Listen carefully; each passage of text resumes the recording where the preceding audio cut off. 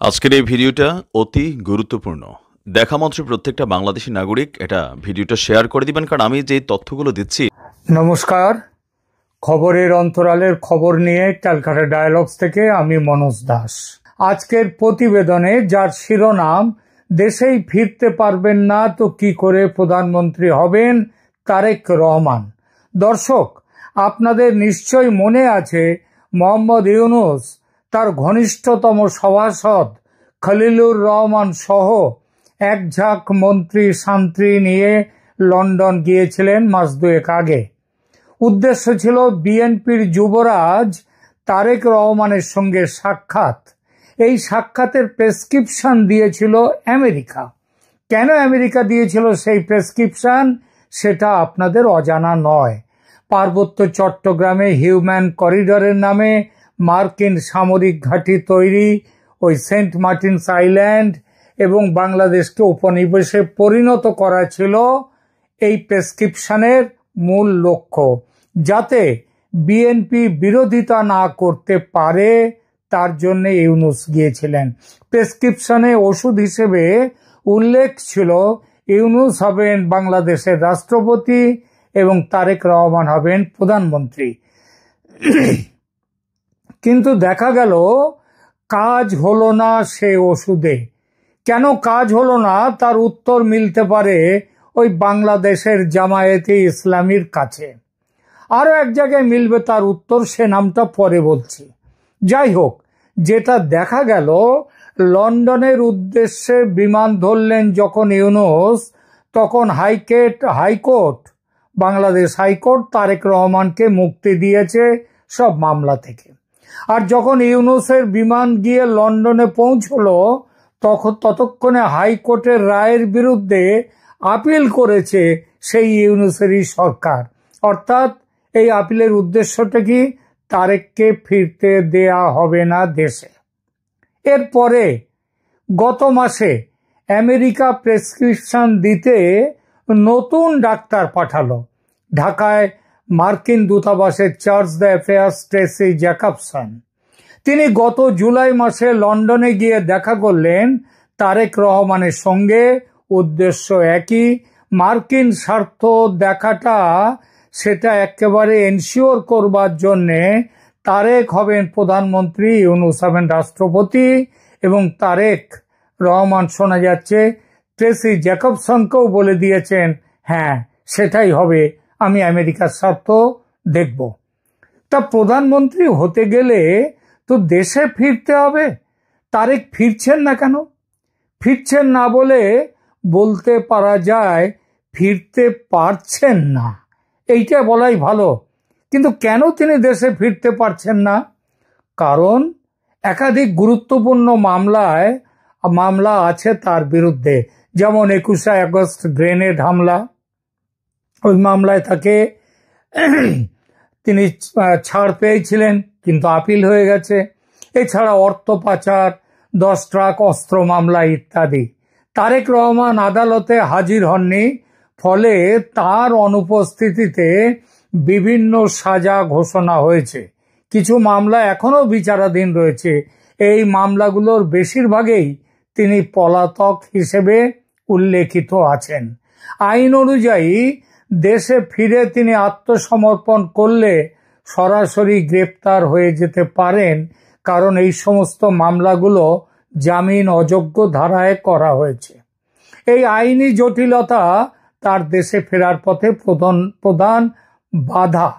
বিএনপির আইনজীবীরা দাবি করেন এই মামলাগুলোর নাকি অনেকগুলি রাজনৈতিক উদ্দেশ্য প্রণোদিত এবং মৃত্যুদণ্ড বা যাবজ্জীবন দেয়া হলেও পলাতক থাকায় সেসব শাস্তি কার্যকর হবে না। কিন্তু বাংলাদেশে আইন আদালতের যা হাল, সেখানে মৃত্যুদণ্ডের আসামি আজহারুল ইসলাম ছাড়া পেতে পারেন। মার্কিন দূতাবাস তারা সুপ্রিম কোর্টের প্রধান বিচারপতির সঙ্গে দেখা করে এই নির্দেশ দিতে প্রধান বিচারপতি তাকে ছেড়ে দিলেন। আর তারেক রহমান, তার কেন মুক্তি হয় না?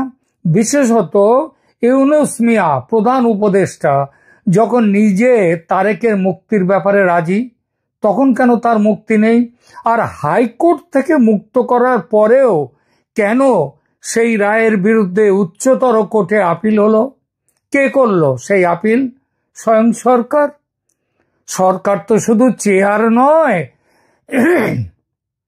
সরি, সরকার শুধু চেয়ার নয়, যে বসে চেয়ারে সেই হচ্ছে সরকার। চেয়ারে বসে থাকা ব্যক্তি হুকুম দিয়েছে বলেই না রায়ের বিরুদ্ধে আপিল হয়েছে। কে বসে আছে চেয়ারে? আরে ইউনূস তো তখন লন্ডনে। তাহলে এই হুকুমটা কার? কার আবার? ইউনূসের কুর্সি যারা ধরে রেখেছে, ইউনূসের কুর্সির পিছনে যাদের মুখ এবং ভূমিকা সবচেয়ে স্পষ্ট, তারাই, অর্থাৎ জামায়াতে ইসলামী নিয়েছে এই সিদ্ধান্ত। তারেক প্রধানমন্ত্রী হবে, আর যারা জুলাই অভ্যুত্থানে মুখ্য ভূমিকা নিয়েছিল তারা বসে বসে আঙুল চুষবে। কারণ জুলাই অভ্যুত্থান তো আসলে ওটা ছিল জামায়াতে ইসলামীর মুখ্য ভূমিকায় ছিল জামায়াত। তাছাড়া তারেকের দল বিএনপিও তো মুক্তিযুদ্ধের প্রোডাক্ট, আর মুক্তিযুদ্ধ হলো জামাতের চোখে বিষ। সুতরাং সুতরাং তারেক ফিরতে পারছেন না। কিন্তু জামাত তো একা নয়, আর একজনের ভূমিকার কথাও খুব উঠেছে, তিনি সেনাপ্রধান ওয়াকারুজ্জামান। হ্যাঁ, ওয়াকারুজ্জামান। তারেক রহমানের দেশে না ফেরার ঘটনায় সেনাপ্রধান বা সামরিক বাহিনীর সরাসরি কোনো ভূমিকা আছে এমন কোনো নির্ভরযোগ্য তথ্য বা আদালত অথবা রাষ্ট্রীয় স্বীকৃত অভিযোগ পাওয়া যায় না, পাওয়ার কথাও নয়। সব ব্যাপারে প্রমাণ পাওয়া যায় না কি? যায় না। তবু সরকারিভাবে না হলেও বেসরকারিভাবে অনেক তথ্য কিন্তু ঘুরে বেড়ায়, উড়ে বেড়ায়। সেসব যে পুরোপুরি গুজব এমন ভাবার কোনো কারণ নেই। যা রটে তার কিছুটা তো বটেই। তারেক রহমানের দেশে প্রত্যাবর্তনের ঘোর বিরোধী বলে নাম শোনা যাচ্ছে সেনাপ্রধান ওয়াকারুজ্জামানের। এর পেছনে অন্যান্য কিছু কারণের সঙ্গে একটা কারণের কথা খুব বড় করে উঠে এসেছে। সেটা হলো গ্রেনেড হামলা ঘটনায় গ্রেপ্তার হন তারেক রহমান, আর হাজতে তাকে খুব ভালোভাবে পালিশ করা হয়। সেটা এমন উচ্চ স্তরের পালিশ ছিল যে তারেক রহমানের মেরুদণ্ড ভেঙে যায়। এ খবর যারা অনেকেই জানেন এ খবর। তিনি দাঁড়াতে পারছিলেন না। এক্স-রে করে দেখা যায় মেরুদণ্ডের দুটো রিব ভেঙেছে। তখন চিকিৎসার জন্যে লন্ডনে যান তারেক। যখন যাচ্ছিলেন তখন তিনি দাঁড়াতে পারছিলেন না। তাকে হুইল চেয়ারে করে কোনো রকমে তাকে বিমানে তোলা হয়। সেই থেকে আছেন লন্ডনে। যিনি দায়িত্ব নিয়ে তারেক রহমানের শরীরের এই অবস্থা করেছিলেন, প্রচার আছে তিনি আর কেউ নন, স্বয়ং আজকের সেনাপ্রধান ওয়াকারুজ্জামান। তিনি তখন সাধারণ অফিসার ছিলেন। ওয়াকার সাহেবের ভয় তারেক প্রধানমন্ত্রী হলে তার বদলা নেবেই সেই পুরনো ঘটনার। এই ঝুঁকি ওয়াকারুজ্জামান কিভাবে নেবেন? তাই যত রকমের চাপ সৃষ্টি করা যায় এ ব্যাপারে সেটা তিনি করছেন। তারেককে দেশে পা রাখতে দেব না। আর পা না রাখতে পারলে দেশের প্রধানমন্ত্রী কি করে হবেন তারেক রহমান? শোনা যাচ্ছে ট্রেসি জ্যাকবসন, মার্কিন চার্চ অ্যাফেয়ার্স, তিনি দেখা করেছেন, তিনি মোটামুটি ম্যানেজ করে ফেলেছেন জামায়াতে ইসলামীকে মোটামুটি ম্যানেজ করে ফেলেছেন। তারা নাকি আর আপত্তি করবে না। সেই খবর নিয়ে জুলাই মাসে লন্ডনে গিয়েছিলেন ট্রেসি জ্যাকবসন, তারেকের সঙ্গে দেখা করেছেন। নিজের স্বার্থ রক্ষার তাগিদে তার ওপর যে আমেরিকার চাপ ক্রমশ বাড়বে সেটা খুব ভালোভাবেই জানেন ওয়াকারুজ্জামান। আর সেজন্য অ্যান্টিডোট যাকে বলে বা প্রতিষেধক, সেই প্রতিষেধকের ব্যবস্থা তৈরি করার চেষ্টায় আছেন ওয়াকারুজ্জামান কয়েক মাস আগে থেকেই। কারণ তিনি তো জানেন যে গত বছর জুলাই আন্দোলন কাদের প্রেসক্রিপশনে হয়েছিল? ওই আমেরিকার প্রেসক্রিপশনে। সেই জন্যে তিনি আমেরিকার চাপ সেটাকে নিজের উপর থেকে সরাবার জন্যে তিনি কয়েক মাস আগে রাশিয়া সফর করে এসেছেন, আপনাদের হয়তো মনে আছে। এই যাত্রার মূল উদ্দেশ্য ছিল আমেরিকার চাপ কমাতে রাশিয়াকে পাশে রাখা। সেই সফরের পর রাশিয়ার যুদ্ধজাহাজ একটা নয়, সম্ভবত যতদূর মনে পড়ছে তিনটে তারা এসেছিল চট্টগ্রাম বন্দরে। রাশিয়ায় গিয়েছিলেন ওয়াকারুজ্জামান, কিন্তু এতদিন চীনে যাননি। কারণ চীনকে তিনি তখন পুরোপুরি বিশ্বাস করতে পারেননি। তিনি ভাবতেন চীনের সাথে আমেরিকার গোপন যোগাযোগ আছে।